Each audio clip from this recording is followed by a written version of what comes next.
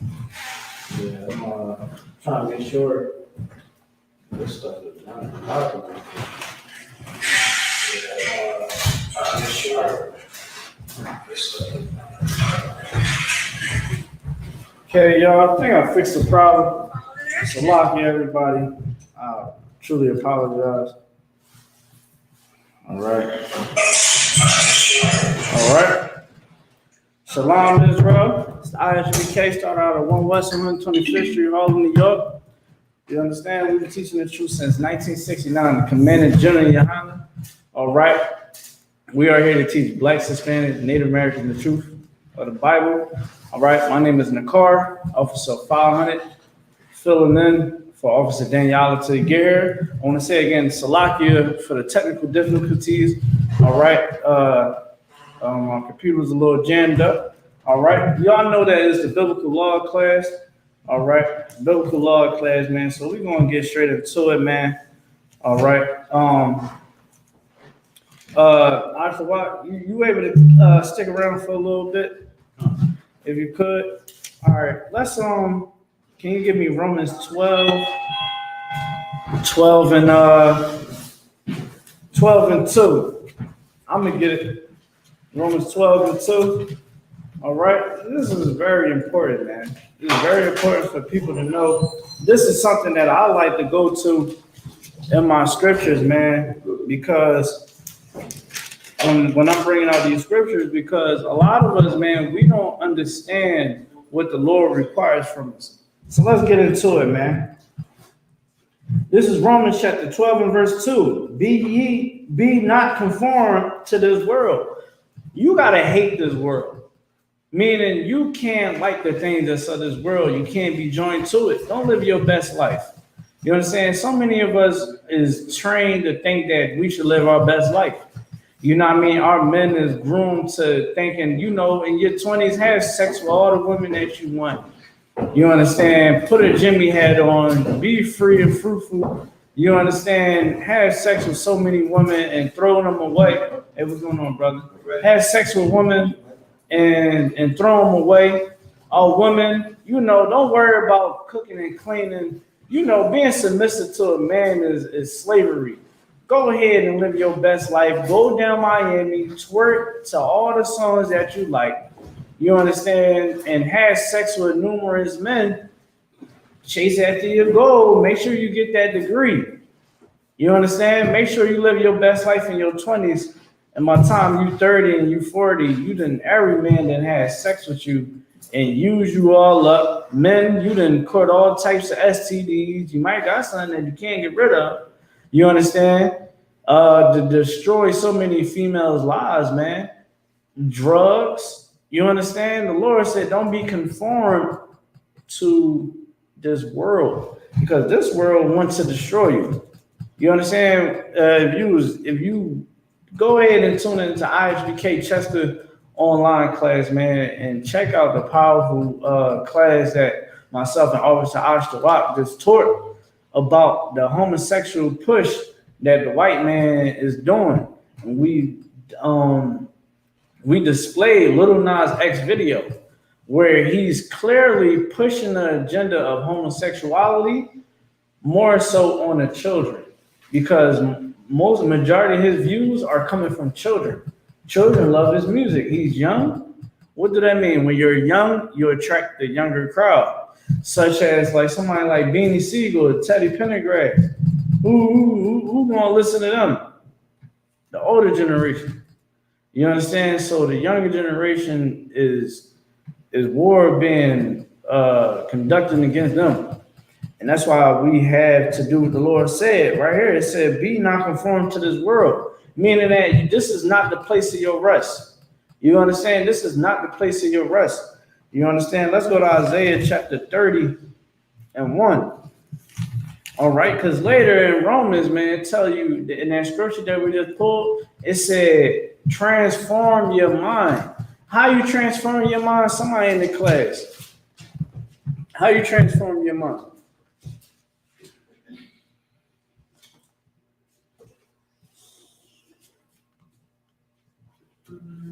Let's think about it. We in the Bible. It said, be not conformed to this world. So if you're not being conformed to the world, what does it mean to transform your mind? To keep the laws and commandments. You're damn right. You know what I'm saying? You gotta keep these laws, statutes, and commandments. Put it right in. You know what I'm saying? That's how you transform your mind. You gotta come into the school of the ISUK. I know that a lot of people try to say we sound so how they say it? We sound so stuck up and prideful when we say that, but the men of Christ knew and he stood, I am the truth. I am the key holder to the kingdom of heaven. You got to do it through me. Why are they not taking it up with Christ? Why I got to go through you, Christ? No. But when it comes to us, when we say it, it's a problem because the truth is not in them from the beginning. You understand? Coming into the IHBK is a very, very vital thing, man.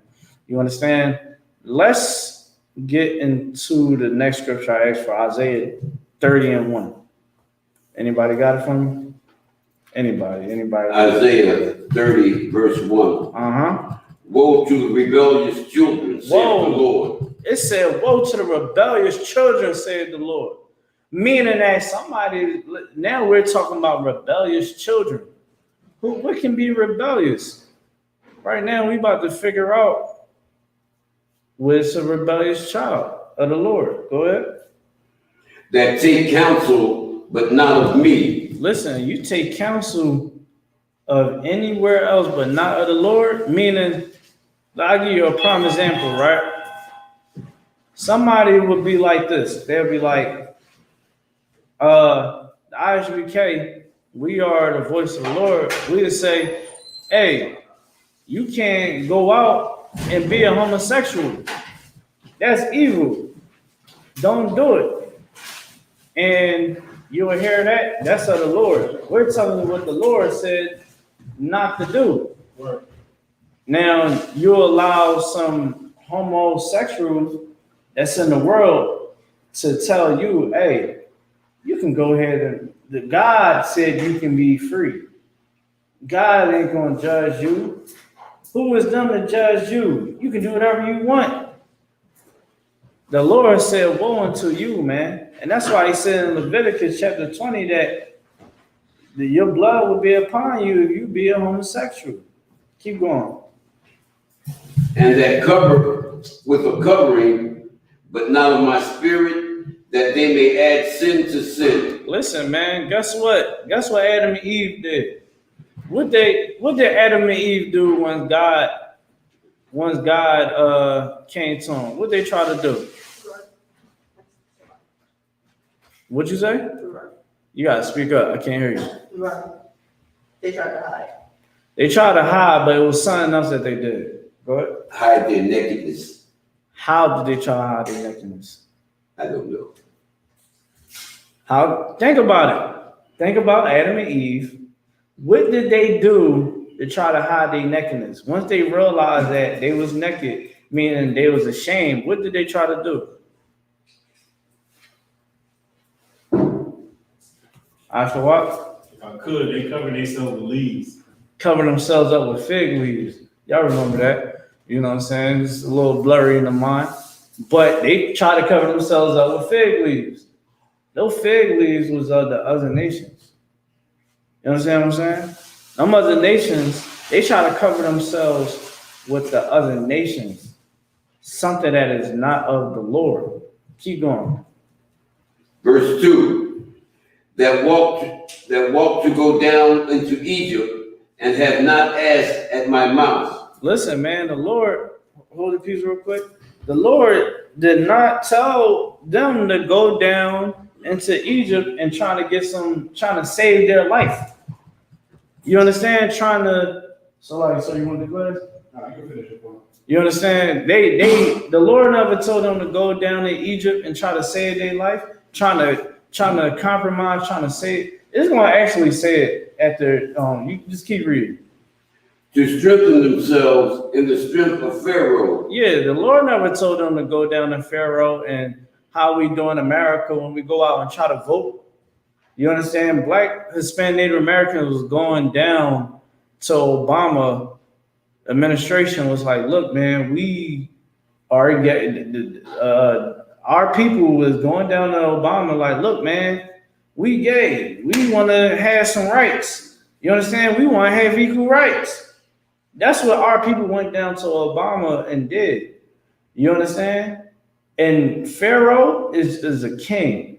Don't look at it so, this can be talking about literally how we, Pharaoh or any other type of ruler, trying to compromise, trying to strengthen ourselves through Pharaoh. That's what we do when we go vote. We going to vote. What they try to say, we trying to do, choosing a lesser good or lesser bad, whatever they trying to say, because they're trying to strengthen themselves. Oh, if we get Trump out of office, things gonna be better with Biden. The Lord said never do that. You understand? Nobody never told your black behind to go vote for Obama. You understand?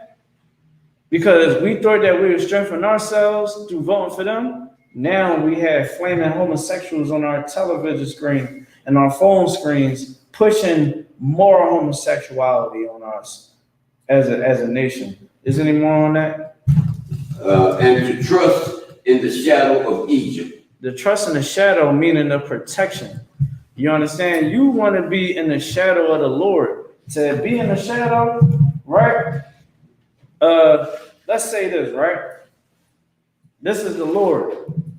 You know, when you want to get out the sunlight, you would try to get under the sun to get some shade. That's the Lord. He's protecting you from that light. You understand? The Lord, you want to, in our prayers, man, we said the Lord is our shade upon our right hand, meaning that the Lord is with us. We want the Lord to be with us. You can't try to strengthen yourself through going through the world and how they do it. You know what I'm saying? Well, that's my time. I'm going to pass the class over to the priest and officer, Daniela.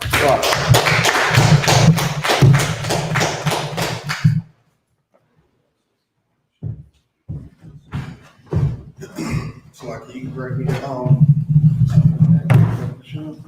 what? Hey, shalom. It's the Isupk. So I got on West 125th Street, Harlem, New York. I'm priest and officer Daniela. This is the Wednesday night law class. Wow, appreciate it. Anybody got any questions?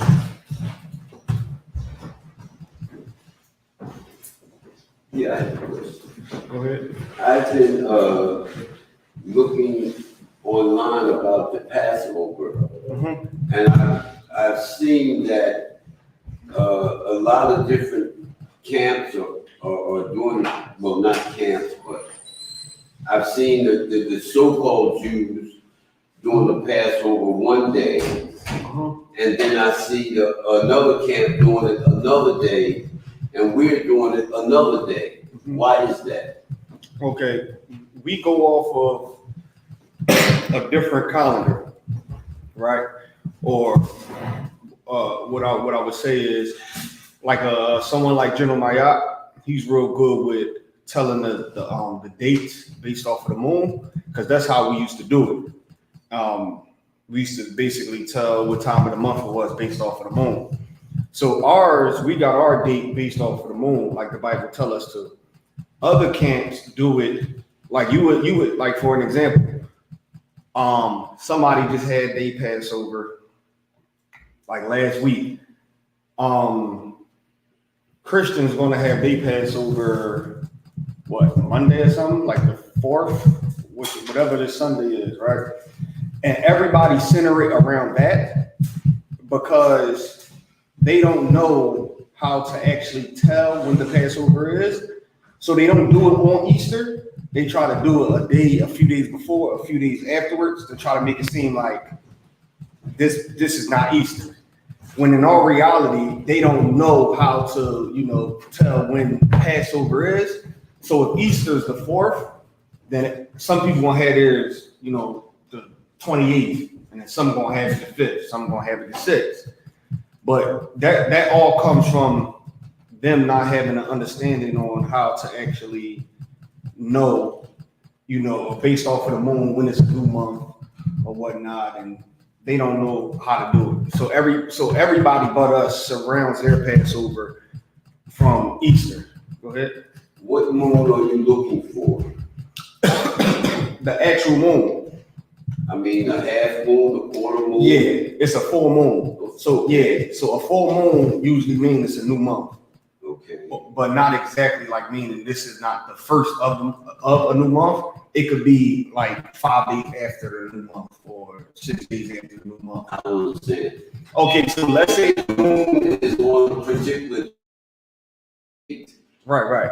So that particular date where the new moon occurs is the first day of the month according to To the Bible. So meaning this, right? You're not gonna look up in the sky. Hold on. When he get back, I'm gonna have him put it up in the screen, right? You're not gonna look up in the sky, right? All right. Every time you look up in the sky, what are the many different moons you see? like I said earlier, the half moon, the quarter moon, and the full moon. Right. But you're never going to see it at 25%. Hey, Sean, one guys. Have you ever seen a moon like? Matter of fact, do me a favor in the car. Draw a circle up here, right here on the board.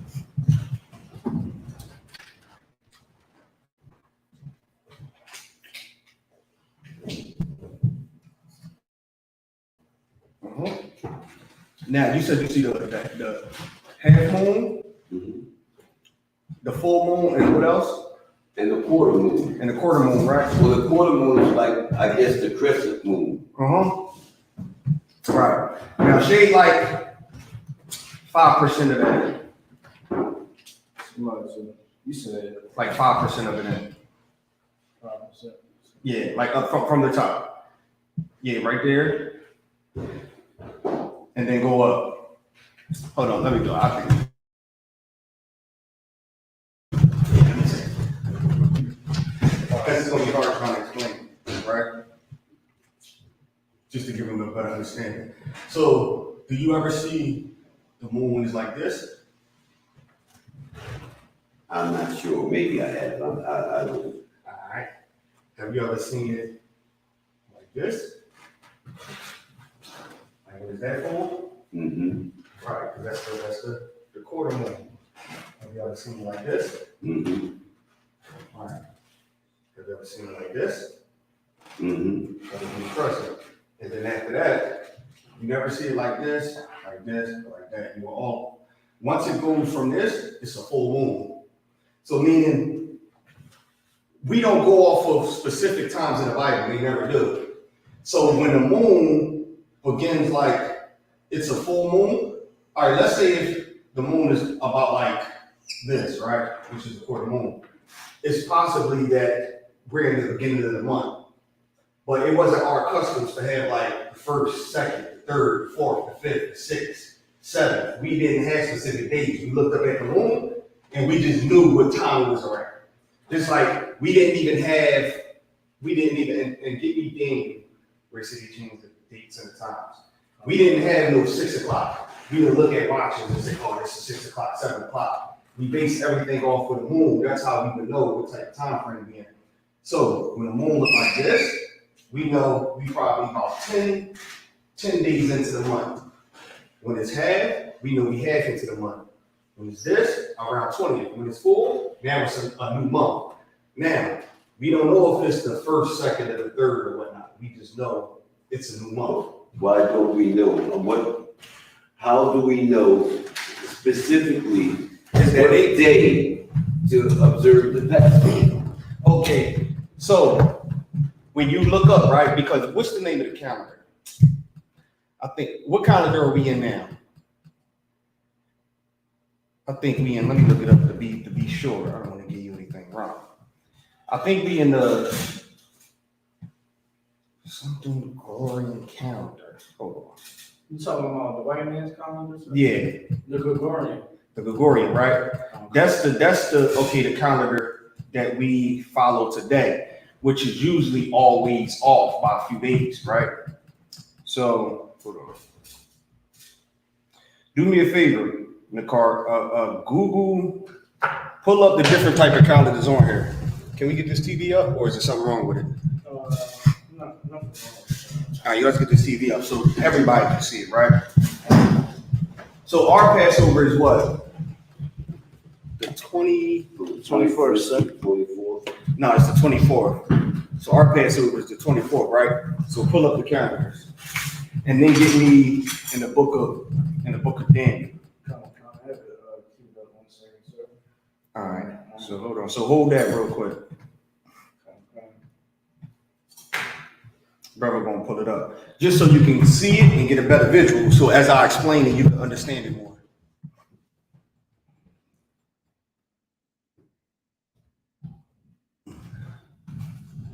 And then and then get me. Is it Exodus? No, it's Leviticus, where it talks about the Passover. Matter of fact, yeah, pull that for me, brother. If you know where it's at. You know where it's at? No, I don't. Leviticus what? Hold on, let me get it. I believe it might be in the 20th.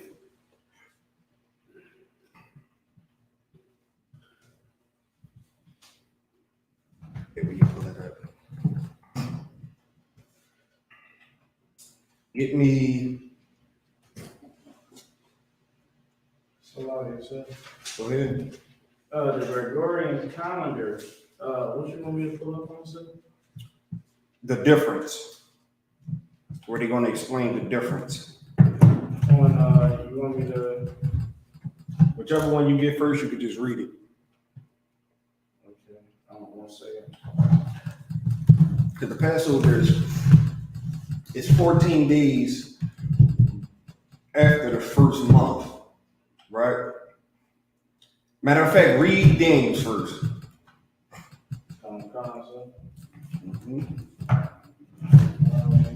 This is the book of Daniel, chapter 7, verse 25. And he shall speak great words against the Most High, and shall wear out the saints of the Most High, and think to change times and laws. Now, when they say he shall change times and laws, what is that talking about? This is the reason why we don't go off of this calendar that we in today. So when they say he should change time, finish the scripture so they can just hear the whole thing. Come. All right. And think to change times and laws. And they shall be given into his hand until a time, and times, and the dividing of time. And times and the dividing of time. Who shall change the times and the laws? The car. Somebody, sorry, I have it right here. You got what? I have the calendar? calendar. All right, so hold that. So who should change times and laws? Who shall do it? Go ahead. The Caucasians And how do he do it? How do he change times? with daylight saving time, and you know how they change it in the fall and in the spring they change it. They up the time and they take the time back. Right. So even with the months, like you got February, Leap year. 28 days, and then you got leap year. So every 4 years it becomes a full month. Now, if you got decades of that, that's gonna mess times up. So times that we originally followed, we can't even do it now because once they came in and they put their times in place, it was hard for us to keep up with it because now it's like, okay, how the hell we know? But we did still keep our original traditions. So, all right, pull up the calendars because even though, all right, look at it like this to explain it why he pulled it up on the screen, right? So let's say they start changing their times and dates and whatnot, right? And us as a people had a way that we keep up with everything. Okay, we know the Passover fall on this day of the year, so traditionally we would keep it. Now, we would do that based off of the moon. Now, what would happen when a person start changing times and dates, then what would you do from that point? To continue to hold on to your so you won't lose your time and date. What would naturally happen? Okay, all right, so let me give you a better example. Let me give you a different example, right? In the beginning of times, right? Writing didn't exist. They didn't write. Words didn't exist. Words came from objects, right? If you look up there, right, and you look at the dot, that is a house, right? So you got words like the yad, which is a hand, and so forth and so on. As time go on, to remember these things, you will naturally start to figure out, wait, okay, we got to start writing this stuff down. So when I communicate with somebody, they can know what I'm talking about. So when I put this, do that. It was the same thing with the calendar. Okay, damn, it usually fall on the first month. The new year will usually be on the first month, which is the same month as the Passover. Now they're talking about it's in January. How would my great grandkids remember this? Okay, we gotta start writing this stuff down. Which is why I'm having them pull up the calendars, because it'll show you the calendar that we in, and then the calendar that you can actually look at to get it. And you link it up. That's why even the Passover every year, the date changes. Right. Because the new moon might fall, it might not fall on the 14th. It might fall on a different day because Esau changed these things. And if he didn't touch it, then the Passover will be the same day every year. But because you got daylight savings, you got, months with 30 days, months with 31 days, you got months with 28 days. And then 4 years later, you got all months got 30 to 31 days. We got to start writing this stuff. We can't go off of what he's saying, because we go off what he's saying, then we're going to think the new year starts January 1st when everything is dead, which was another way how we knew it was a new year. We come outside, everything is alive. When we see everything dead and falling, we like, okay, we know what season we in now. We in this season, which means we got this many months left for the new year to come. You time it right and then you get it. Yo, we got to keep these traditions. It was just like in the Bible. In the Old Testament, when Moses was around, these scriptures didn't exist. And then it got to a point where it's like, the people gotta, they gotta hear this. How can we do it? We gotta start writing this down. We can't just tell them. We gotta start writing it down. So it's the same thing with the times. So we don't go off of this calendar because it changed so much, but it's based off of the new moon. And what a good thing, because General Mayak is real skilled in it too. What you could do is the prophets, he do it every Wednesday in the morning on Facebook, right? You could type that in as a question, and because he got all the books and everything and all the information, that he keeps with him. I don't keep that type of stuff with me like that. I just learned it or whatnot. So go ahead, read this. Con, sir. All right. Okay, Gregorian calendar, also called New Style calendar, solar dating system. And real quick, because this goes into my topic too, because I'm gonna go into the Adam and Eve story, right? To show that in the beginning, everybody went off of the stars and the moon or whatnot. It's just at one point people started to worship it, which is another reason why the Lord took it away. They started looking at it as, if it's showing me all this, then it might be a God, but not acknowledging the person that created it is allowing, this to happen. But read this. All right, solar dating system now in general use. It was proclaimed in 1582 by Pope Gregory. I'm not really good on Roman numerals. Mm-hmm. All right, as a reform of the Julian calendar. All right. Right, so this didn't officially come into play until 1852 and whatnot. Go ahead. Got more, sir? Go ahead. By the Julian reckoning, the solar year compressed 365 1/4 days. Solar year. Why is it doing the solar? Why is it saying solar year? It's the worship of a god, a Greek god, which was another reason why they put this in play. And whatnot. All the months, the names of the months are named after Greek gods. And same thing with the week, the days of the week. The days of the week, from Monday, which is the moon worship, Sunday, which is the sun worship, Saturday, which is Saturn, all the way to the names of the months, which is named after Greek gods like Maya, named after Maya or whatnot, which is why Mother's Day falls in May. Then you got Janus, which is January, which is the baby New Year or whatnot. So when they put these into play, it was because these are the names of their gods, which is why they did it this way. Read on. The intercalation of a leap day every 4 years was intended to maintain correspondence between the calendar and the seasons. A slight inaccuracy in measurement, the solar year compressing more precisely 365 days, 5 hours, 48 minutes, 45.25 seconds, caused the calendar dates of the seasons to regress almost 1 day per century.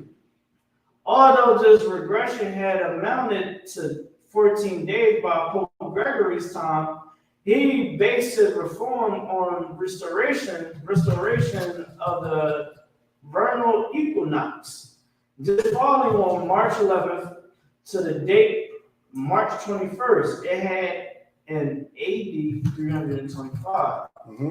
The time of the council in Nicaea, and not on the date of the equinox at the time of the birth of Christ. When it fell on March 25th, the change was affected by advancing the calendar days 10 days after October 4th, 1582, the day following being reckoned as October 15th. Okay, that's just explaining all that, but It's a little bit more. oh, go ahead. It's a little Some good information. concept. The Gregorian calendar differs from Julian only in that no century year a leap year unless it is exactly divisible by 400. For example, 1600, 2000. A further proposed refinement, the designation of years evenly divisible by 4,000 as common, not leap years, will keep the Gregorian calendar accurate to within 1 day and 20,000 years. So read that part again. Okay, we'll keep the Gregorian calendar accurate to within 1 day and 20,000 years. Right. So you see, you get the point. So And it's all based off of the moon. Like, and they got websites and everything that you can go on and look at, and it'll show you how the moon works. So when you can know when it's a new week, a new year, a new day, or whatnot, new month. And that's all we did. We looked up, like, okay, all right, now we know it's getting some different real quick. if I could, the next paragraph pretty much cut the whole Esau thing. Exposed to All right, real quick, you was gonna say something? Yes, I got a question. So if the new moon falls on the 28th, that's the first day of the month, the 28th? That's So- what would be considered. So the Passover would begin 14 days after that. After that, right. So you see, okay, it's a new moon. So we know the Passover is going to be 14 days after that. And just like I said, it's technology out here where you don't have to, like back then we would have to sit there and wait and be like, oh, but just like for like weather, right? I don't have to sit and wait until, what's today's date, the 31st? I don't have to wait until the 5th to see how the weather will be. I can pull it right up and look at it and be like, oh, it's going to be 80 degrees on the 5th. All right, now I know how to dress accordingly for that day because I got to be somewhere. So back then it was different. We ain't had that type of technology, so we would have to wait. All right, bet it's a new moon. Okay, so 14 days after that, and then you would know. So just like today, it's websites and it's books out there that will show you how the moon will look around this time. So even though the new year would be January according to Esau time, we can pull it up where it say, okay, how the moon would look around, what is it, spring? It's spring? Yeah, how the moon would look around springtime. Okay, according, like I remember when the Passover was in March. So you could pull it up. Okay, the new moon would look like this around March 28th. So let's count 14 days after that. Bam, we got a Passover. Let's make the announcement. The new moon would look like this March 31st. Okay, 14 days after that, March 13th, we got the Passover. I mean, we don't got to sit around and wait. Like, we ain't got to wake up every morning and look out like, it's halfway there. You could just, pull it up. Go ahead. Now, one more question. Mm-hmm. 14 days after the 28th. Mm-hmm. The 28th was 3 days ago. Mm-hmm. So we got 11 days left, Mm-hmm. right, before the Passover. Mm-hmm. Would not be the 24th. That was just an example I was giving. So the Passover is on the 24th. So 14 days for that would be what, the 10th? So you could pull up something and it'd be like, okay, the new moon would be April. My math might be a little off, but I'm just giving an example. So let's say the new moon starts April 10th. 14 days after that would be April 24th. I thought it had already started. No, the new moon didn't already start. Okay. There's different kinds. You got new moons for when the Sabbath, and then you got new moons to tell. Like, okay, better way. 4 new moons in a week would mean it's a new month. That means 4 weeks then went by. So that's how you can tell. So there is. Go ahead. There's 4 new moons per month. Yeah, that a new moon would be considered a Sabbath, Okay. and that's what they call it in the Bible. So we know, okay, now we in a new month. 4 of them that went by. It's 4 weeks in a month. 4 of them that went by. So yeah, new moon in past, but that don't mean that the Passover didn't start, because 4 weeks in a month, what is it, like 52 in a year? Then we know we didn't got a year out of it because 52 weeks had passed. Now it's a whole new year. So from that whole new year, okay, the Passover is in the first month. I know we in the first year because of how many moons that just passed. Okay, so now we in a new year, 14 days from the first month that we in out of the new year will be the Passover. So if the information shows that it falls on April 10th, then we know 14 days after April 10th, which is April 24th, we got the Passover now. So we ain't got to wake up and go outside and keep checking or whatnot. You know, they got satellites and all that shit in the air. That's why the scripture, and is it in that where it say he wants to be like the Most High? No, I believe that's Isaiah, the 12th chapter. Pull that one too. Because they got this technology out there, right, where it's benefiting us, but they doing it trying to be like the Most High, where they can predict, they can predict and they can tell things. You know, they can predict and they can tell things before it even happens. Like for them to be able to tell me how the weather gonna be in 2 weeks. Like for an example, we in March 31st. I know what the weather going to be like on the Passover because I looked it up. Like that's crazy. Like I went and looked it up, and just to make sure to see how accurate it was, I looked up what the weather was on the Passover last year, and it was accurate. It was accurate weather. So now, of course, the weather can change, you know, because there's 3 weeks left. But I know what to look around. If it say the weather going to be 80 in 3 weeks, I know it might not be 80 on the 24th, but it's going to be in that range. So I know how to dress. Like that's crazy to be able to, you know. Y'all gonna have to bundle up next week because it's gonna be a snowstorm. How in the hell do you know? I don't know it's gonna be a snowstorm or whatnot.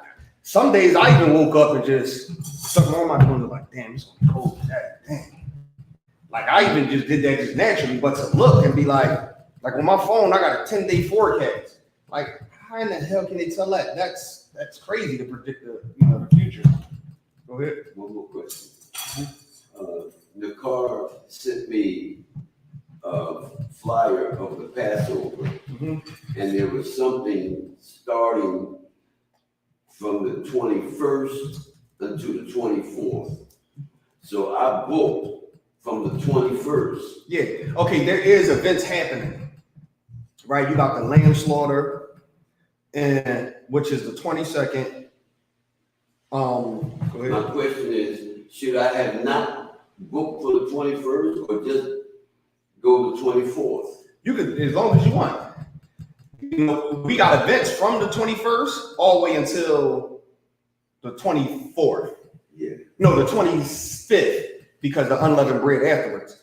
So you can stay how long you want. So you can, look, me personally, I'm going out there from the 21st to the 28th. So I'm staying 4 days after all the events is over. That's just me personally. So you got some people who coming from they flying in that Wednesday, then they leaving that Sunday. Some flying in that Wednesday, they leaving after the Passover. Some flying in Thursday, they leaving next Thursday. It's, you know, whatever you want to do or whatnot. It's definitely, however long you stay, it's definitely going to be, you know, brothers out there. You stay a whole year, there's brothers out there already. Go ahead. Like, so there's gonna be a party every day. And look, we got the lamb slaughter on Thursday. Friday, we got the mansion party or whatnot. Saturday is the Passover, of course. Sunday is the Feast of Unleavened Bread. Just events where we just get together, and it's nothing like, you know, a family reunion. You might have went and had a bad experience. It's the best parties I've been to. Go ahead. And you mentioned unleavened bread. Mm-hmm. I read something about that. You should not have leavened bread in your house. What exactly is leavened bread? And how do you, I mean, you're not supposed to have it in your house? Yeah. So what is 7 leavened days. bread that you should throw out of your house during that time? During that time. So it's 7 days after the Passover. You can't have it in your house. Meaning you don't have to throw it away. You can go, if you got a car, you can put it in your trunk. You know, if you don't have that, there's other ways you can do it. Like you can possibly, you know, you can lock it up in the basement or something. If you don't have a car to put it in, you don't have nowhere to place it outside of your house. But let's say if, like me, I never realized how much leavening I ate until the Feast of Unleavened Bread.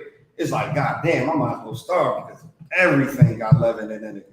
Hold on, I think you want to say something real quick? If I could, the best thing to do is just start eating, having your meals prepared with the leaven before the Feast of Unleavened Bread. Mm-hmm. And it's mainly get anything that make bread rise. So like anything that contains yeast. So I believe it's strong drinks. Liquor, beer, wine, bread, certain potato chips. It's a million and one things. What I always do is read the ingredients on the back. Or toothpaste, some certain toothpaste. Because it's certain toothpaste that got baking soda in it, which is the same thing as leavening. Anything that makes the food rise would be considered leavening. So certain fried chickens, I know KFC put leavening in their fried chicken. I don't think Popeyes do. I think Popeyes is Tawabi. I don't think they put leavening. I know KFC do because they give it that light, crispy look or whatnot.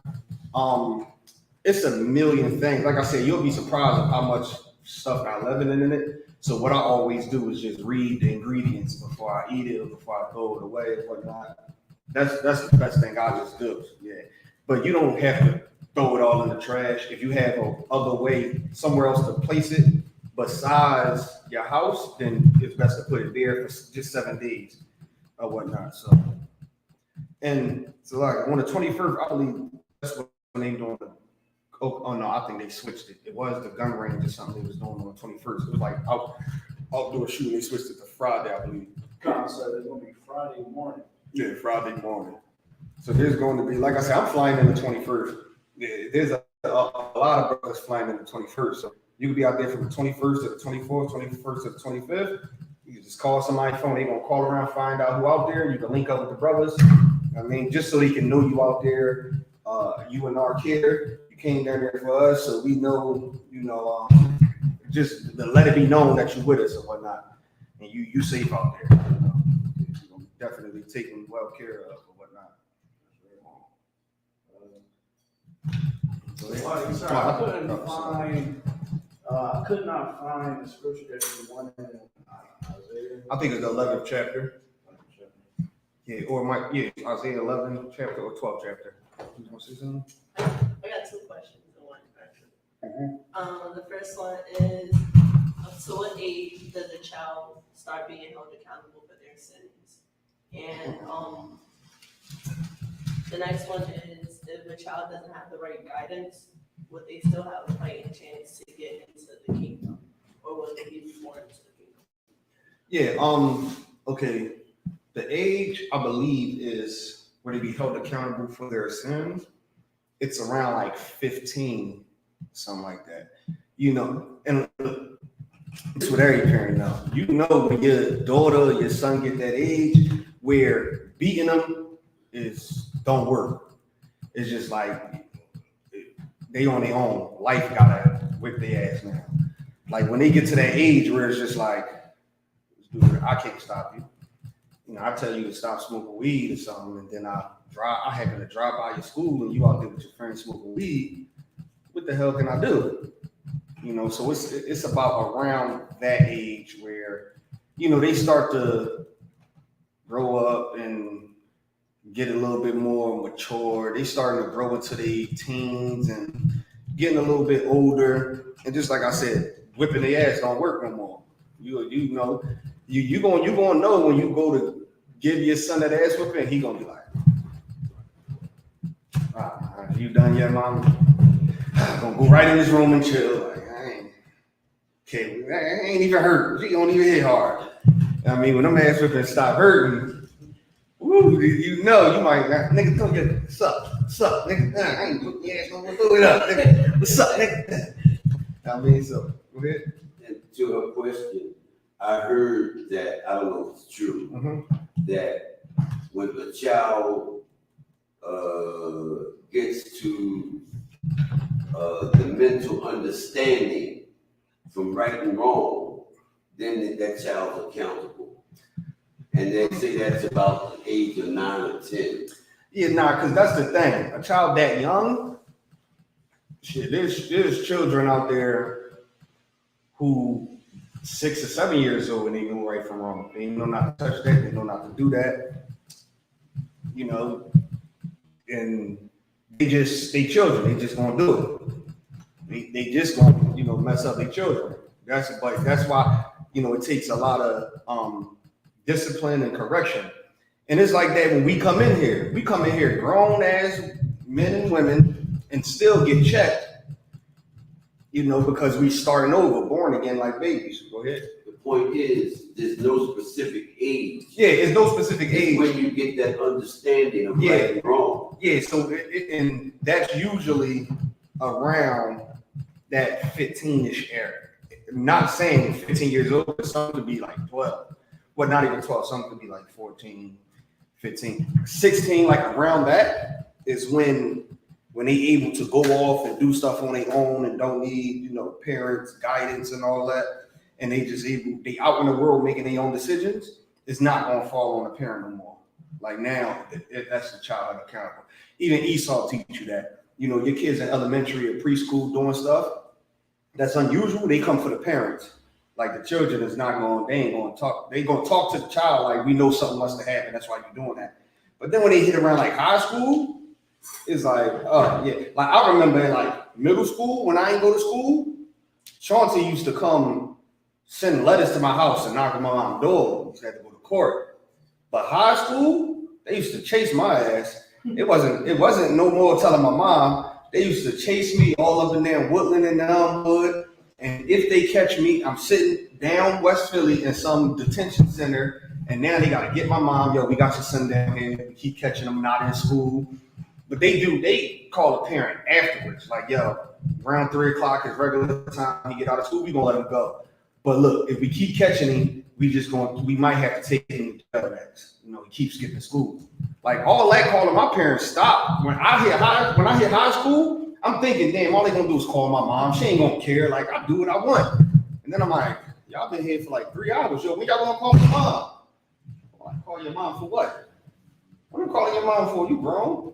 I seen you out here every week. I finally called you. I ain't calling your mom. You gonna sit here? And I'm like, damn.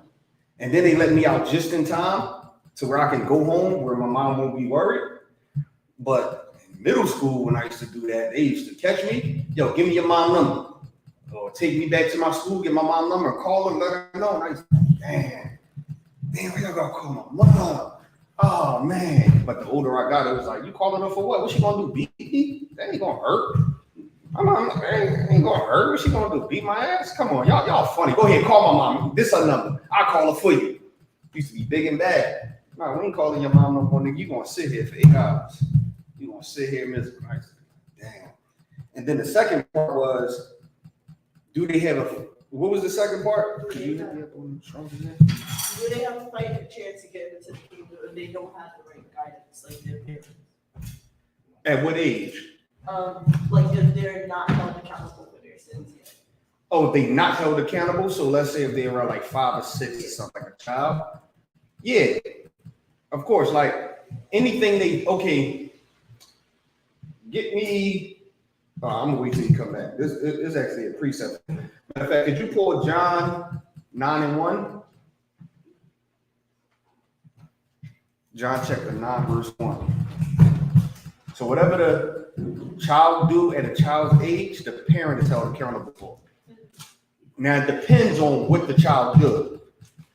Like real quick, I make this point. Like if y'all in a grocery store or something, and your child pick up a shrimp or some shit and just eat it, the Lord ain't gonna kill you for doing that.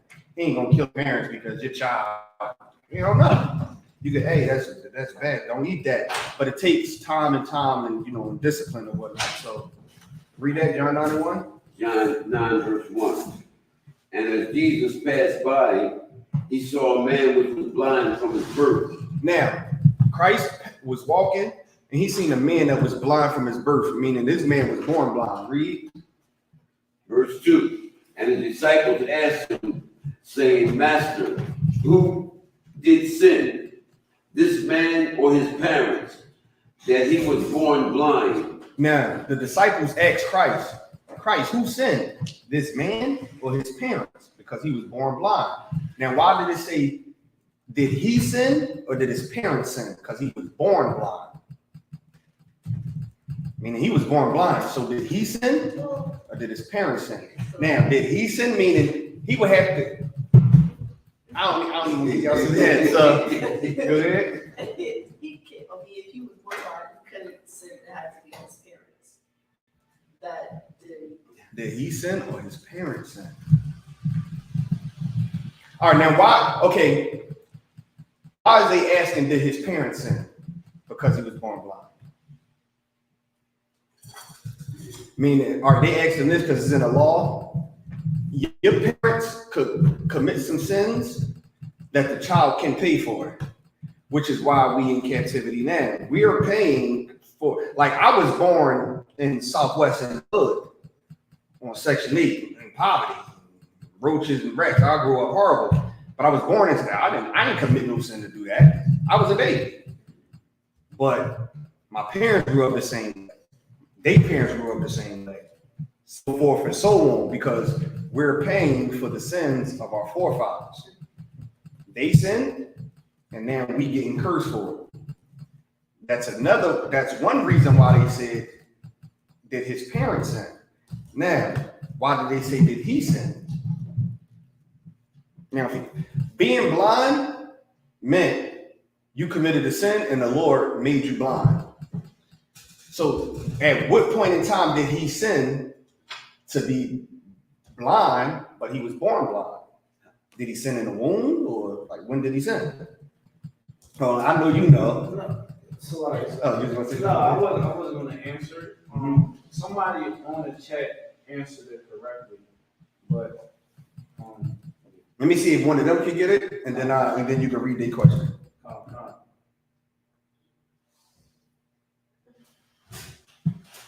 Y'all probably gotta. Is it deep? Okay, y'all probably. I'm asking, but even if y'all get it wrong, it's not bad because y'all probably haven't learned it yet, and it's with the person online answer. I'm just guessing. Is it like this is like in the past maybe? In his past life? Right, that's it. That's what you got.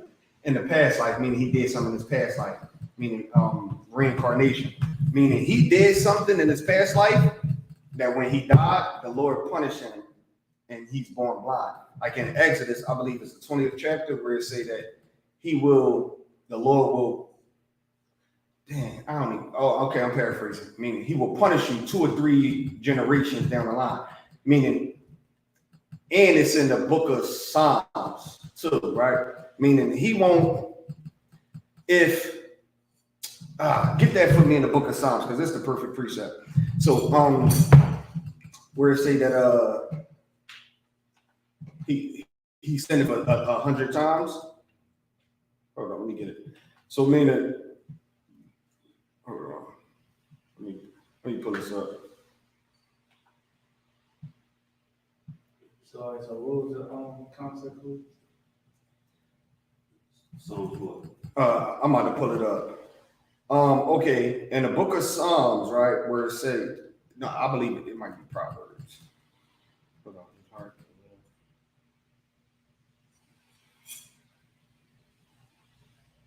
100 times. Hold on, let me get this. Oh, Ecclesiastes 8 and 12. Somebody pull that for me. I know it's crazy too. It's 8:30, right? This is the crazy thing. Whenever I have a topic that I'm like, yo, I got this topic. I'm about to go hard on this topic. I get all the questions, but never get to my topic. Well, when y'all see I get questions like this, y'all got me. Oh, damn, y'all got a heavy topic. Oh man. Yeah, Ecclesiastes 8 and 12. Ecclesiastes. Mm-hmm. In the Old Testament. You said New Testament? Ecclesiastes? Old Testament, Ecclesiastes. 8 and 12. You got it? She's like, no, I can read. That's exactly it.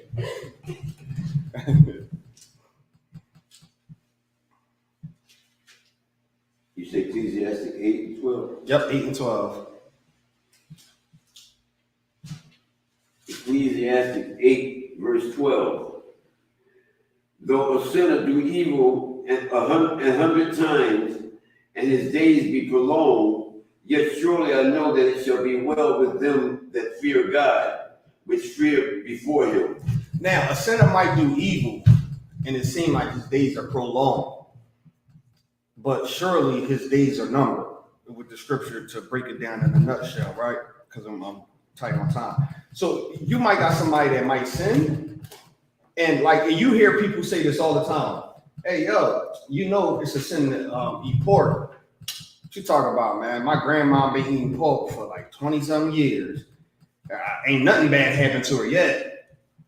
Yo, I've been smoking cigarettes since I was 12. What you mean? I've been smoking weed since I was 12. What you mean weed is a sin against God? Ain't nothing happened to me yet. Yeah, the Lord might not get you when you think he should get you, because so much time that went past.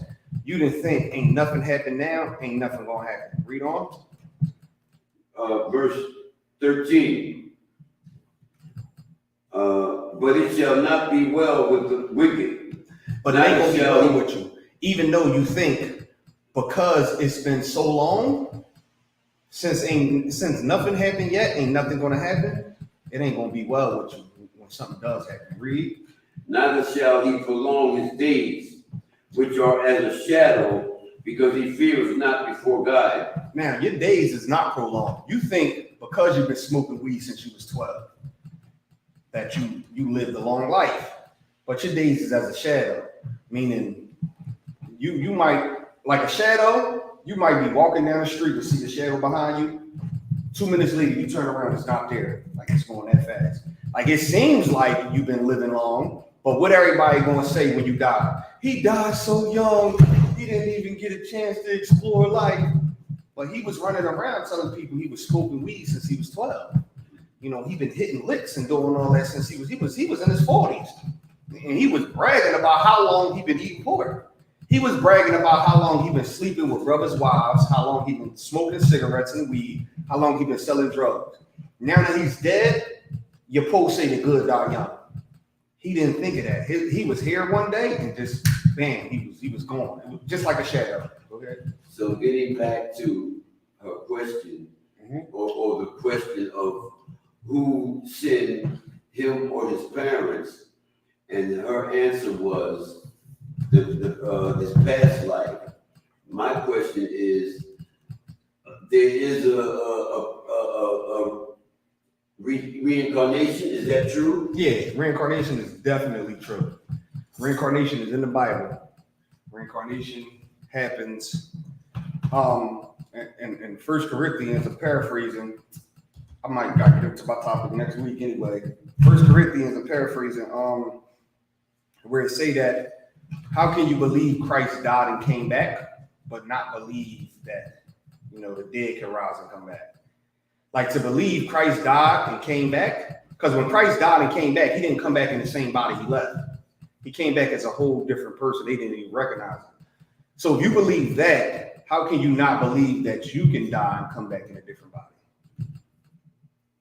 If you don't believe you could die and come back in a different body, you can't believe Christ died for your sins then. Meaning him dying didn't mean nothing, because when he died, he died. He didn't come back. How could you believe that, but not believe you can die and come back? So yeah, I'm gonna make that my topic next week, reincarnation. The water for the next week topic. You know what I mean? So we'll get into that next week. So but nah, all right, so to go back to your question, right? A child definitely, like the whole point of the scripture was he could have sinned in his past life, or his parents could have sinned. There was nothing he could have done as a baby for him to not make the kingdom. And even based off of, like, for an example, right? The way I grew up, right? Let's say if that statement was true, then none of us would be here, because I grew up in a Christian household, you know, eating pork, shrimp, crab, and lobster, right? The way my parents raised me, I should have been dead then. But I came into the truth and I was able to change my life, even though they had me making mistakes. You know, it wasn't my fault. So you might, you know, could raise a child and then you might have raised them wrong for so long. They definitely still could make the kingdom. You know, they get older, come into the truth, learn about the Bible. You know, they definitely can still make the kingdom or whatnot. There's the only thing that can, you know, okay, there's nothing that can stop you from making the kingdom or whatnot as an Israelite. So, but what could happen is you might not make the kingdom and be a ruler or something, right? Like you got, like the scriptures say that them that teaches men to do the least of my commandments shall be last in the kingdom. Now, they're still making the kingdom, but you're not going to be like this brother who ruled 12 cities in 12 states. You might just be you might be ruling in one state, but you might be ruling in a little small town or some city where nobody really comes and give a damn about. But you're still in the kingdom. You're not living bad as the people.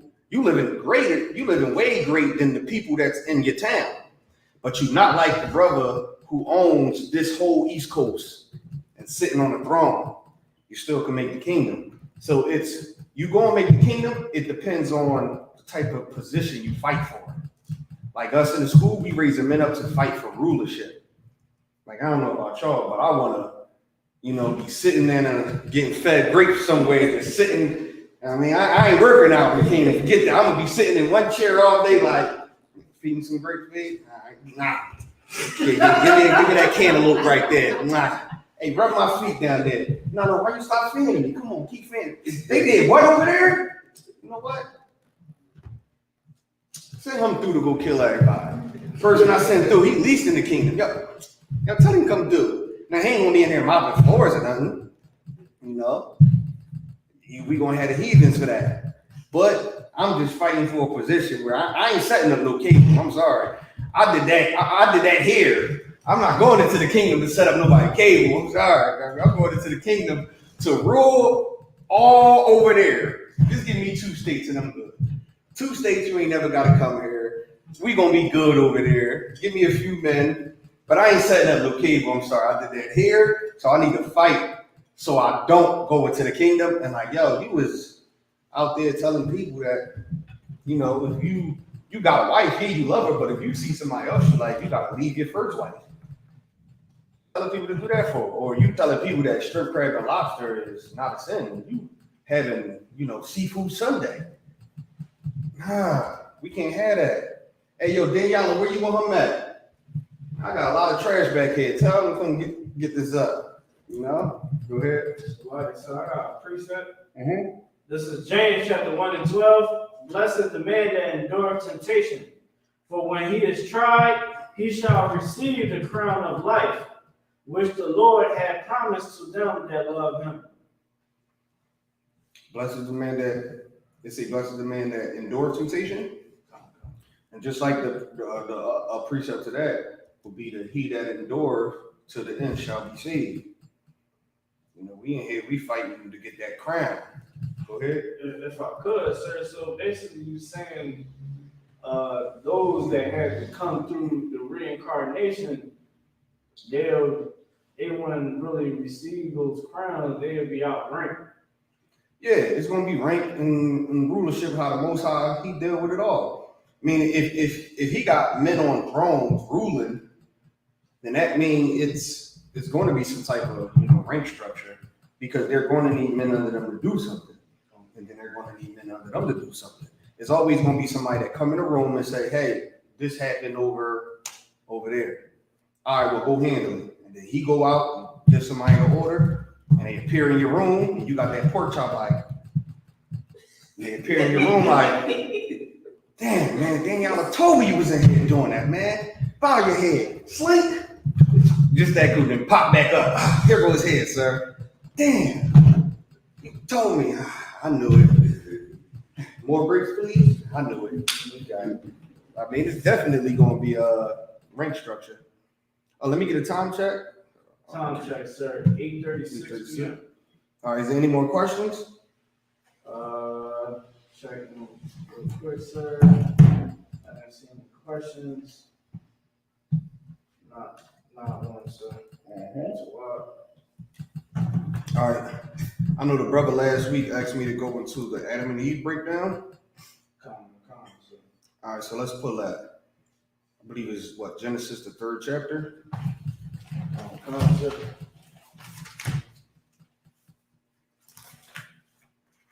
Let's pull that. So that answers your question, sis? Yes. Okay. All right, cool.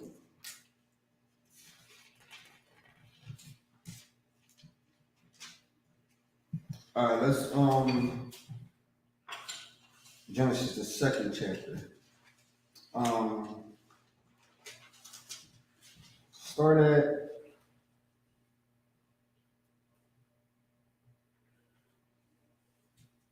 9. Come. This is the book of Genesis, chapter 2 and verse 9.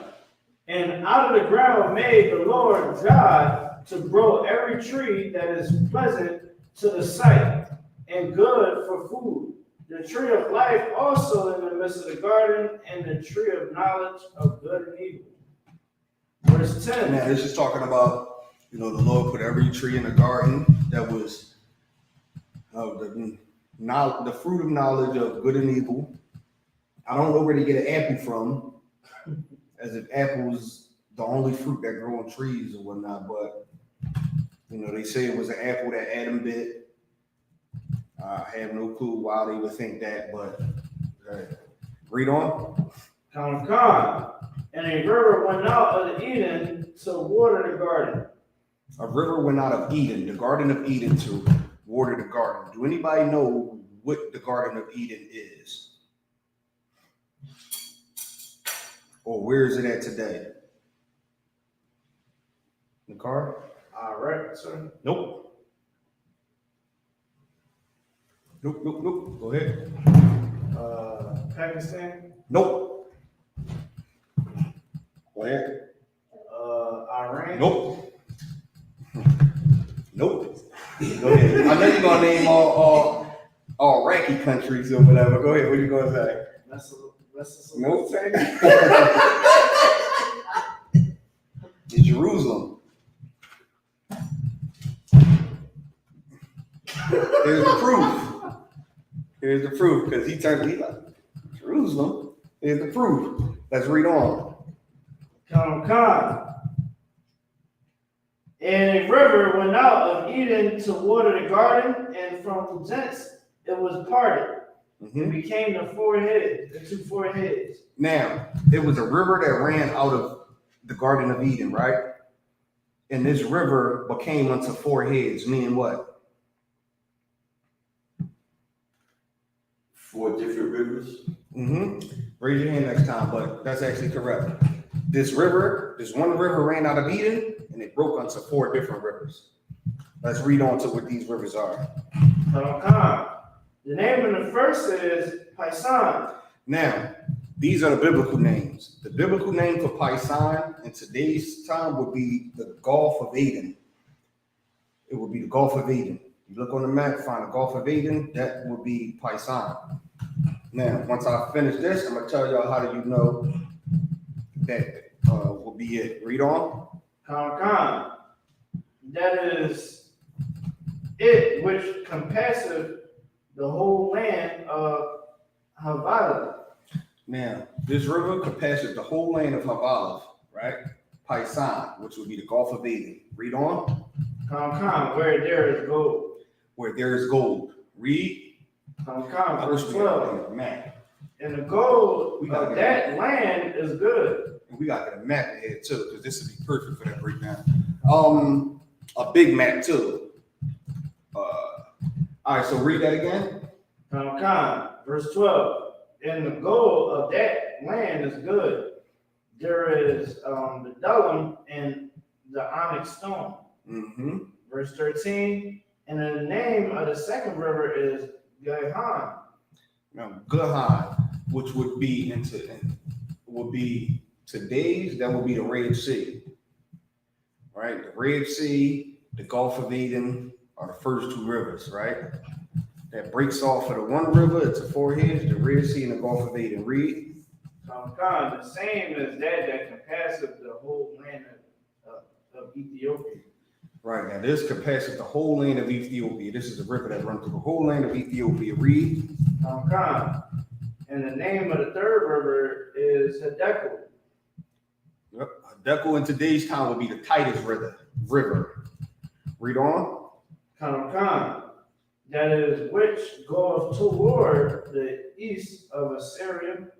Now this goes towards east of the Assyria, right? And it's the third river. Read. And the fourth river is Euphrates. And Euphrates. And in today's, it's the river of Euphrates. It got the same name.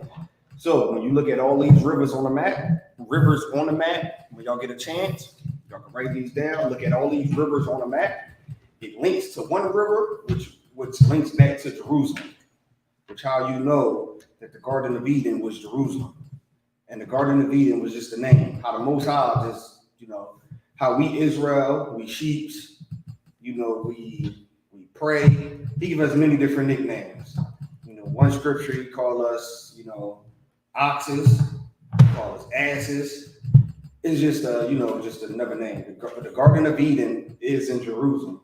When you trace all these rivers back, they go all back to one river, which leads into Jerusalem. And you can find it on the map. So you got the Gulf of Aden, you got the Red Sea, you got the Titus River, and the Euphrates River, which is all 4 rivers that connect, and they all connect through to Jerusalem. So that's how you know this is where the Garden of Eden was, which is significant to know for this breakdown.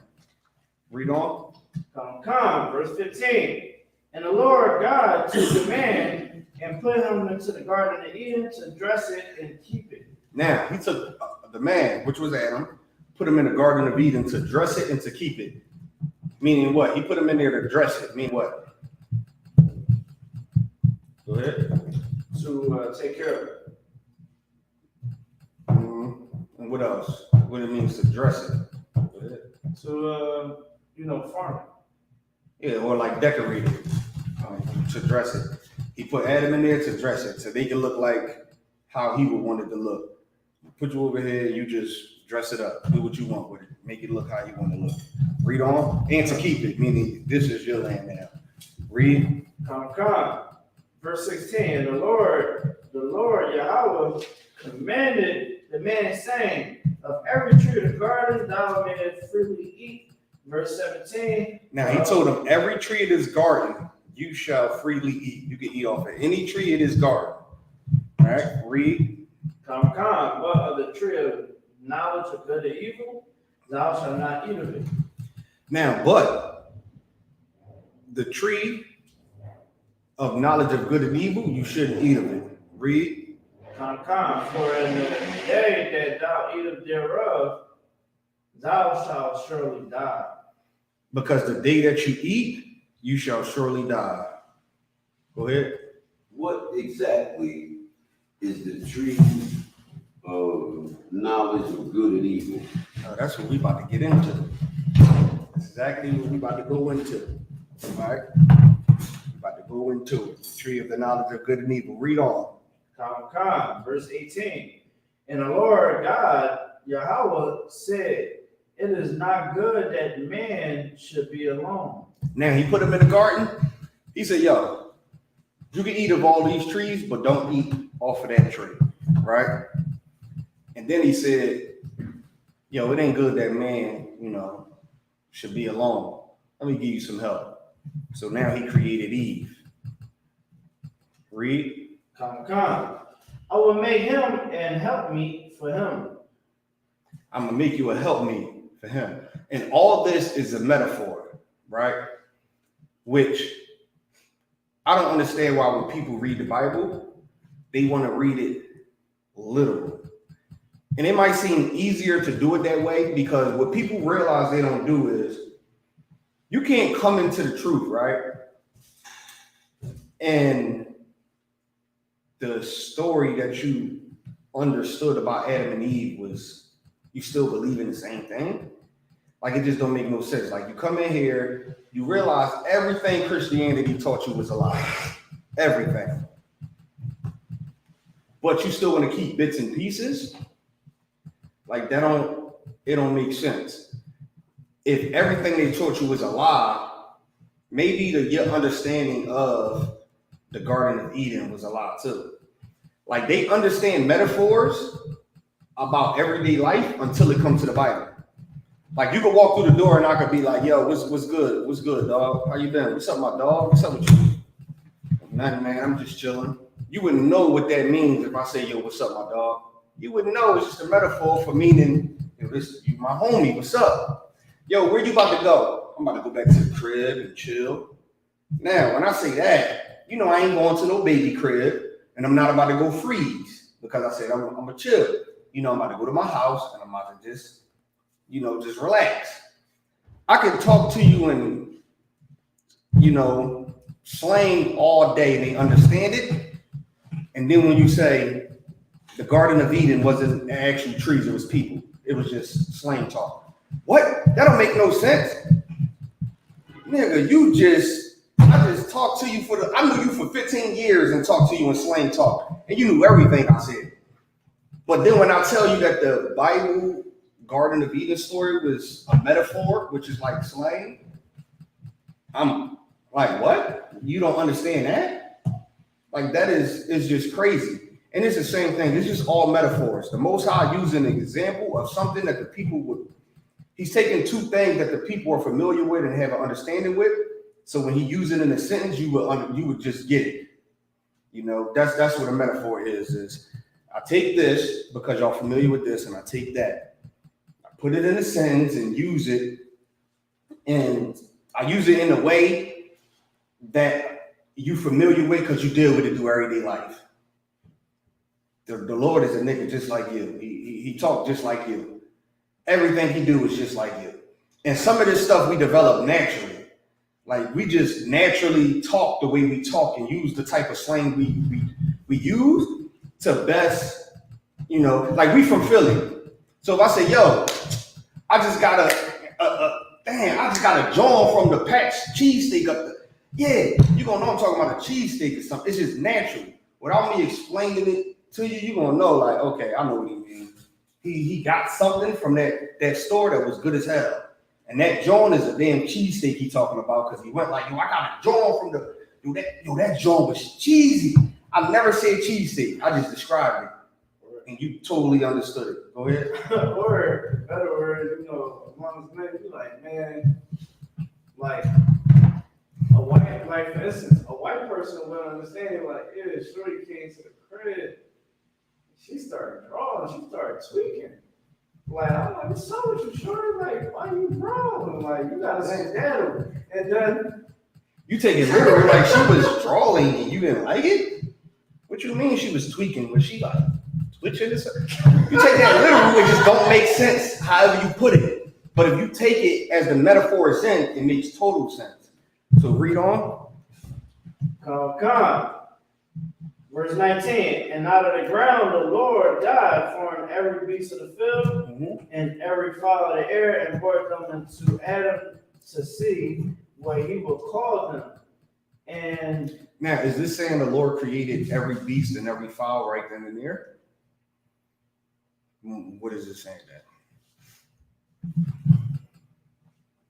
Go ahead. it's saying that he brought them together.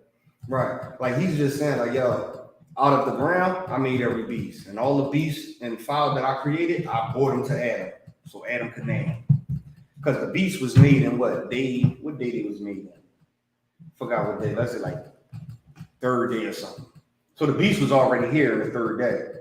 We way past the 6-day creation or whatnot. So the beast was already here. He just brought them to Adam so Adam can name the animals and the birds. Read on. Come. All right. And whosoever Adam called every living creature, that was the name thereof. Now, Adam just named the animals. Whatever he called them, that was their name. The Most High gave them that type of authority and power. Whatever you call them, this a lion, that's what you want to call it? All right, that's a lion. That's an eagle, that's an eagle. Whatever he decided, that's what the Lord wanted them to, that's what the Lord said, that's what it's going to be. Read on. Come.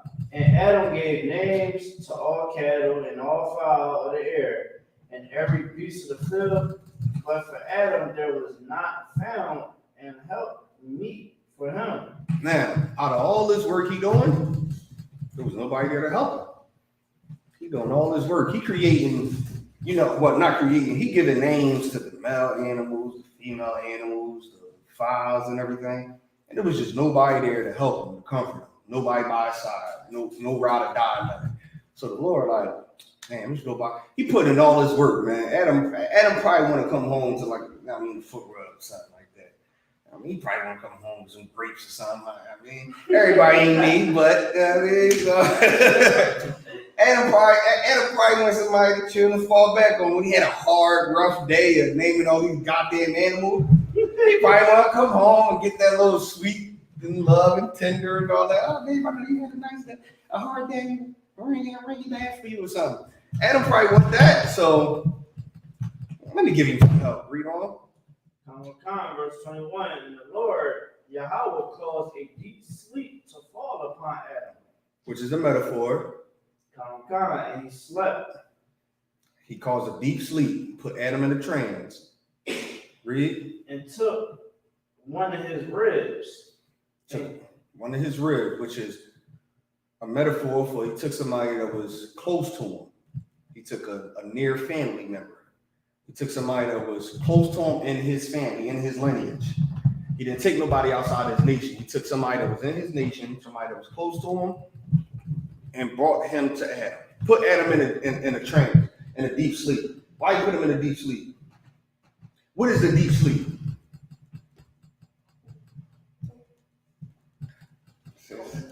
Huh?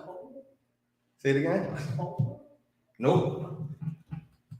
Remember, it's a metaphor. So meaning, if it's a metaphor, then he couldn't have been actually asleep if you put him in a deep sleep. So he couldn't have been asleep. It's just a metaphor for something. Go ahead. Like a trans. Yep, he put him in the trance. Put him in the trance. Adam ain't know what the hell was going on, but something was happening, and Adam didn't know what. The Lord was bringing him something, he just didn't know. He was in like a trance. He had no idea what the Lord was, had in store for him. So he put him in a deep sleep. Adam, he continuing his work, and he didn't know. And then one day, read on. Con. The deep sleep fell upon Adam, and he slept and took one of his ribs and closed up the flesh instead thereof. So as this deep sleep fall upon him, Adam ain't know what was going on. And then this little young thing just strode up on him. You know what I mean? Kind of like with you in the car in your rib. She strode up. Yeah, I like the sea ball she was making. The car ain't know what was going on. He think you want some sea balls. The car think you want some sea balls. You know what I mean? She like, I like the sea balls she made. She don't give a damn about no sea balls. No, you know what's crazy? Because he sells sea balls, so I just assumed it. No, that's exactly. She strode up like, I want to know about sea malls. Seen the car was like, I don't give a damn about no sea malls, nigga. What's your number? The car was in a trance. He didn't know what's going on. He trying to, hey, since the sea malls got, 98, chemicals and minerals and vitamins. He trying to break it down the whole time. Be like, okay. I don't give a damn about none of that. What's your number?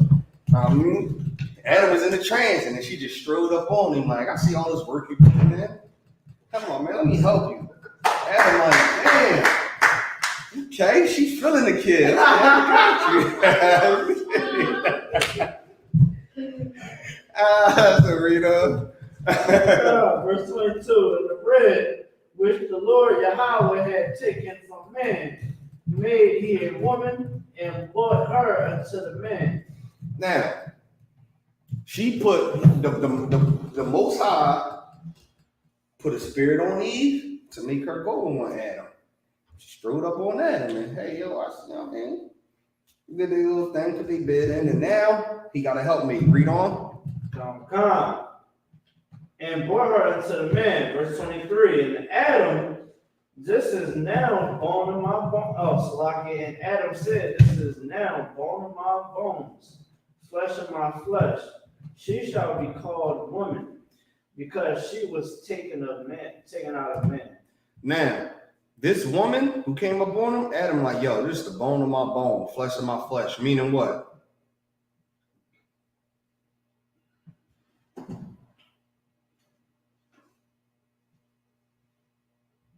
You could tell me what that means.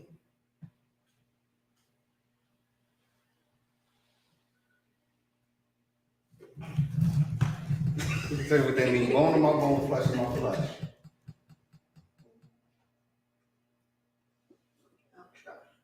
One flesh. Close, but it's another word I'm looking for. Bone of my bone, flesh of my flesh. Meaning this was family. This was somebody that was close to him, somebody in his lineage. It's against the law for us to date outside of our nation, our race. So this was somebody who was his flesh, meaning she was of his people. This was Adam people. This wasn't no African strolling up on him. This was a nigga. This was a nigga that was strolling up on him, just like him. This was, his peoples. Read on. Come. Let me get a precept for that too. Come. Verse 24, therefore shall a man leave his father and his mother, and shall cleave unto his wife, and they shall become one flesh. Right, therefore shall he leave his father and his mother, and they shall become one flesh. It's another thing. A man leave his father and his mother, meaning what? And now he become one flesh with his wife, meaning what? And this is the important thing to understand for the man and a woman. Go ahead. So why, sir? Come one body. So meaning what? What do that say about the marriage? Go ahead. And what does that mean for y'all too? So So go ahead. Well, y'all married and now y'all together. Y'all house is established. It's one word I'm looking for now. Y'all become one, which means y'all. Go ahead. Or one flesh. Nope. Y'all become one, meaning y'all is one flesh. So if y'all one flesh, then what does that say about y'all? Go ahead. We're married. Another word I'm looking for. You leave your father and your mother. Get with this woman. Now y'all one. Y'all become one flesh. Which means what? Go ahead. Grown? Nope. Nope. It's an important thing too. Go ahead. Could it be family? Yes, y'all family now. This is your family.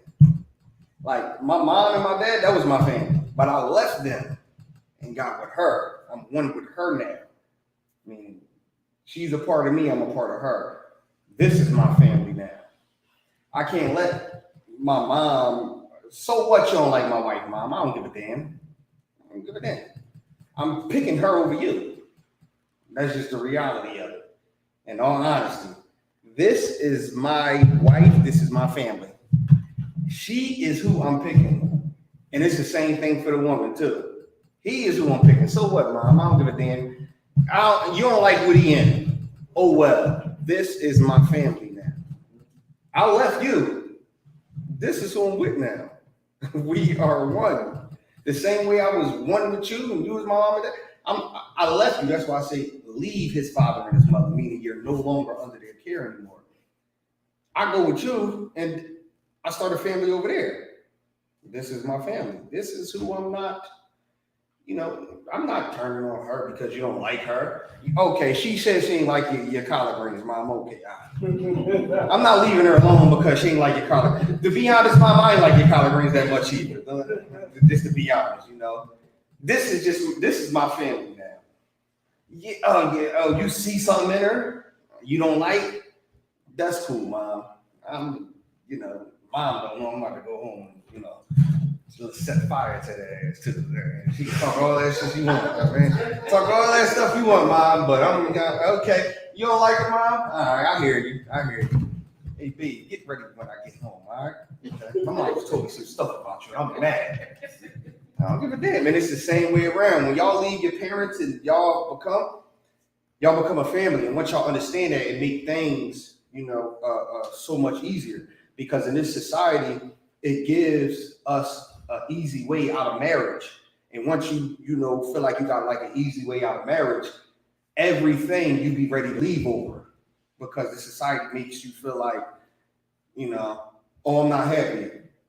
Man, I'm tired of coming home and I ain't got a sandwich. Man, he don't hug me enough. You start to create things to get out of this because the society wants it that way. When in all reality, it's no way out of it. Y'all one flesh.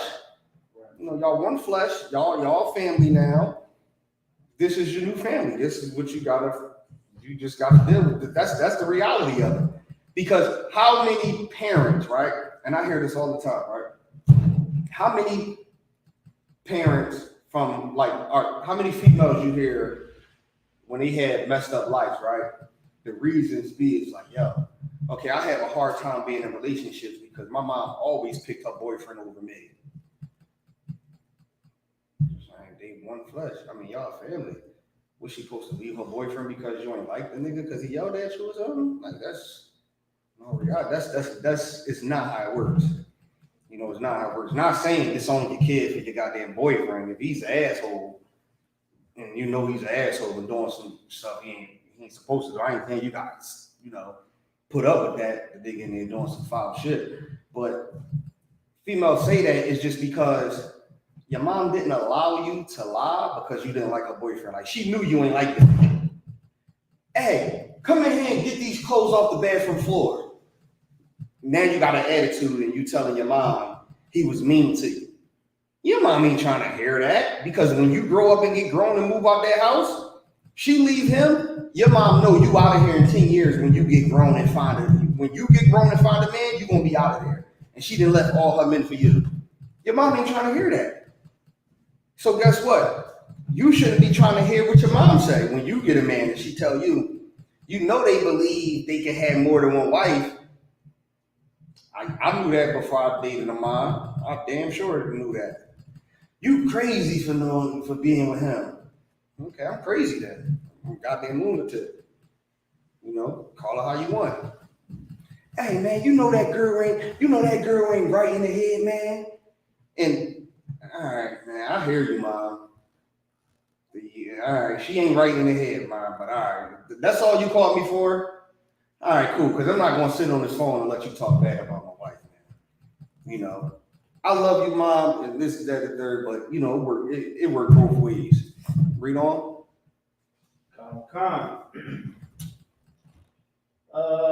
And they shall be one flesh. Verse 25. And they were both naked, the man and his wife, and were not ashamed. Mm-hmm. All right. Verse 3.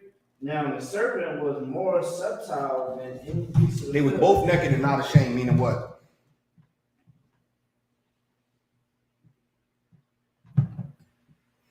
For time's sake, they was naked, meaning they didn't have the protection of the Lord, right? And they wasn't ashamed of it. Like they knew that the Lord wasn't protecting them. They didn't have the protection, and he wasn't ashamed. Like they was naked. It's like I give a perfect example, right? It's a metaphor, right? When I first got my grill, a brother hit me up and was like, "Yo, you know, that's what's up. You got your grill. You're gonna feel naked when you leave the house without your grill." I know exactly what he meant. Like them grills, and when I don't have it on me, it's gonna be like, damn, I don't even feel right without it. Something ain't right. Some brothers like to say, yo, I feel naked when I leave the house without my gun. Why? Because they feel as though this gun is the protection. So if anything go down, they don't have no protection because they don't got a gun. Now, Adam and Eve was naked. They didn't have the protection of the Lord, and they wasn't afraid about it. Read on. Come. Now the serpent was more subtle than any beast on the field. Now this goes into the serpent, right? All right, so before we get into that, right, and this is gonna be real quick, and I'm gonna definitely have to continue this next week. And I'm gonna still go into the reincarnation, but I'm gonna finish this next week with the precepts, right? How do you know the trees in the garden wasn't trees? What's the precept? For time's sake, give me Ezekiel 31. We're gonna start at 3. Yeah, you got it. Give me Ezekiel 31 and we're gonna start at 3.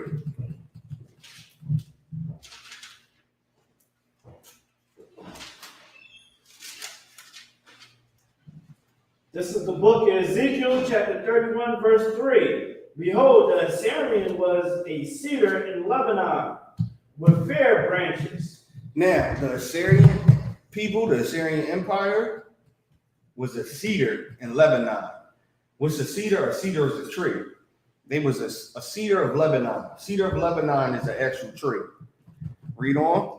And it's comparing a cedar of Lebanon, which is a tree, to the Assyrian Empire. Read on. Come. With fair branches, and with a shadowing shroud, and on an high stature. Now, with fair branches, meaning what? The branches was beautiful. That's what fair means. Fair meaning beautiful. The branches was beautiful, and it said with the shadowing shroud and on high stature.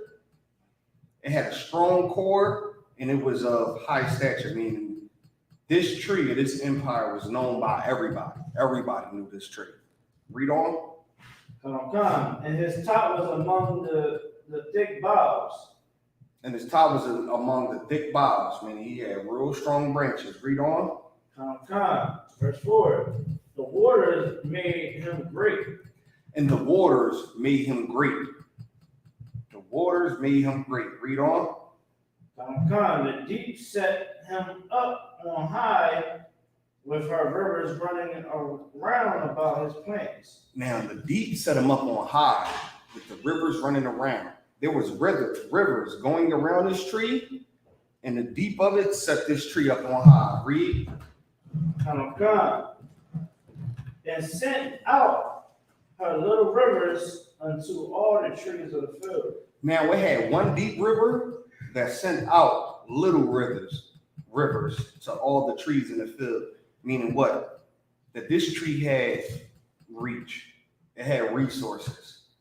It had one deep river that sent out little rivers to the other trees. Meaning now the other trees are getting fed, they're getting nourished because they need the water to stay alive. You gotta water them. And this one tree is supplying all the other trees. Meaning the Assyrian Empire was supplying every nation that was in the garden, which in every nation was coming to them and getting everything, which made them so powerful because they had to depend on this one tree. Read on. Verse 5. Therefore his height was exalted above all the trees of the field. His height, his statue and his reputation was up here above all the trees. It was no other nation in that garden that had a reputation like this, like the Assyrian Empire. The same thing with the cedar of Lebanon tree. Read on. Right. And his boughs were multiplied, and his branches became long because the multitude of waters when he shot forth. Man, from the deep waters and the deep waters that's supplying this tree allows the branches to grow longer and thicker. Now, you switch it over from the metaphor. Assyrian Empire had such great resources that the reach and the amount of help it can give out was long.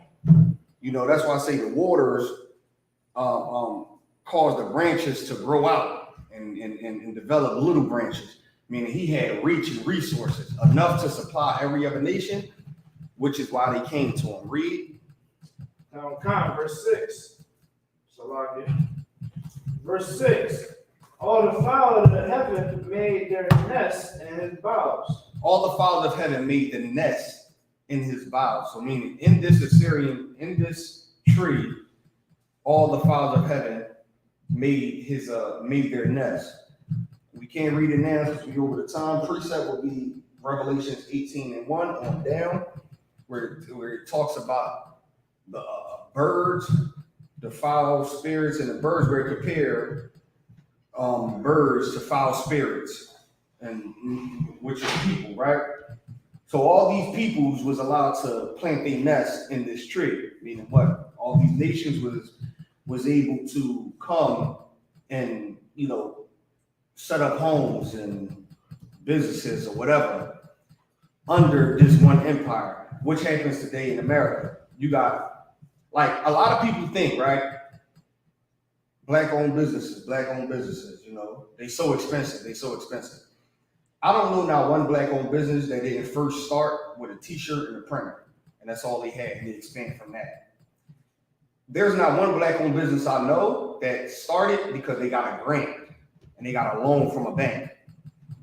Everybody starts from the muscle and then they grow. But then you got every Chinese store was able to be set up in our community as of now because America gave them loans and grants. All the markets, every store that every other nation, the Crown Fried Chickens, all these stores are allowed to set up and flourish because it all started with a grant that they never even had to pay back, a loan that was given to them for coming over here that they never had to pay back. So these stores automatically making 10 grand a week in the first year versus a black-owned business. They can't go to a bank because the first thing they're gonna say is, you ain't got good enough credit, we ain't helping you. But we can give you $1,500. That's enough to get the printer and the t-shirt, but you still got to pay $5,000 back. So they in debt for the first couple of years, and now they got to overcharge you for a shirt that's not even going to sell because everybody going to be like, I ain't buying that shirt for $50, and it's a regular t-shirt with a name on it. What you expect? That's out of pocket money. Versus you go to this goddamn Chinese store and buy off of them, you know, they overprice and you won't even let you go for what, 10 cents? If you 10 cents short, you can't even go. Because they can do that. They don't need your money. They eat. So this empire was allowed to stretch and give resources to the other nations out there. Read on. Come. And under the branches did all the beasts of the field bring forth their young, and under his shadow dwelt all great nations. And in the book of Genesis, it said that the serpent was the most subtle beast of the field.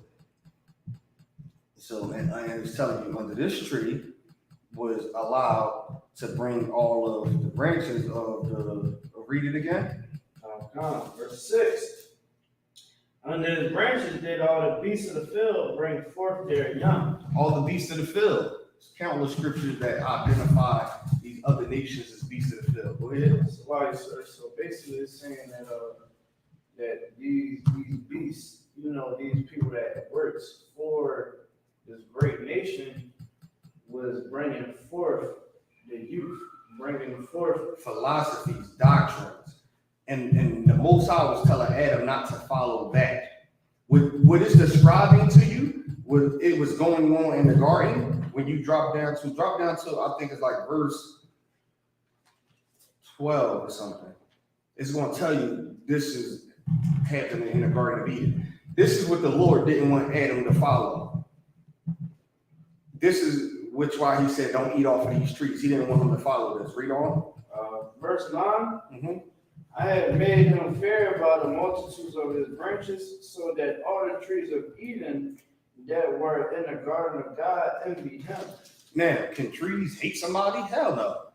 He made him fair and made him beautiful, so all the trees in the garden can envy him. Meaning these other trees, because he just in the beginning of verse 3, it say the Assyrians are like the tree, or like the cedar of Lebanon. Cedar of Lebanon, which is a tree. So it tells you that the Assyrians are like this tree. So when he described this tree, he's describing the power and the might that the Assyrians had, right? So then he made the Assyrian this big and popular, so every nation around him can hate him, even though they still got to go to him for everything. And that's what's happening into America. No nation that lives in here loves America. They come here and just accepts it because America helps them, but they hate America. Back in my country, we wouldn't have stood for this. We wouldn't have never passed no laws for homosexual and same-sex marriage. You know, back in my country, we would have allowed this. You would have got killed for worshiping another God. They come over here and they see you can worship whoever you want. What? You get killed back in my country. They don't respect America. So he made the Assyrians, this big and powerful, so everybody can hate them. Go ahead. And if I could, I would remember in my old slavery, the dude that was from, forgot where he was from. He was over in the Middle East. He came over, I think it was like Pakistan. Mm-hmm. I think he was from Pakistan, and he was explaining, I think Egypt. I think he came from Egypt. One of those, and he was just like, yo, he said, he said, you Muslim? And he's like, yo, Muslim no good. But because he was like, you don't eat pork? He's like, what, you Muslim? I was like, no. I wasn't really going to give him my spill. I'm rocking with you. But he's like, yo, he was like over in, he said, Muslim no good. And he said, yo, over there, like, if you, because he said, it's either you Muslim or Catholic. And he was like, I'm Catholic. He said, I used to be Muslim, but he was like, yo, them Muslims over there is crazy. He said, they'd kill you, they'd chastise you, all types of stuff if you ain't rocking out like that. So, yeah, they come over America. Yeah, they hate America. They hate America and Americans, but they like the benefits that they get from it. Like a lot of times, like you said, sir, being a homosexual or getting high, something like that. Asians, they hate America, but over there in China, you can't have all those kids. You gotta have, if you have more than one girl, something like that, I think that they kill them or something like that, I heard. Yeah, it's something like that in some of the countries in China, but they come to America to have all these little ching-chong kids. Yeah, and to open the Chinese stores where he's selling you their damn COVID-19 in there. All right, so we're going to clip it there because I'm way over the time. I'm going to finish it off next week. I'm going to definitely get it. But before I wrap it up, do anybody got any questions real quick? now we can close the class. Any questions? All right, so with that, we'll pass the class off to Priest and Officer in the car.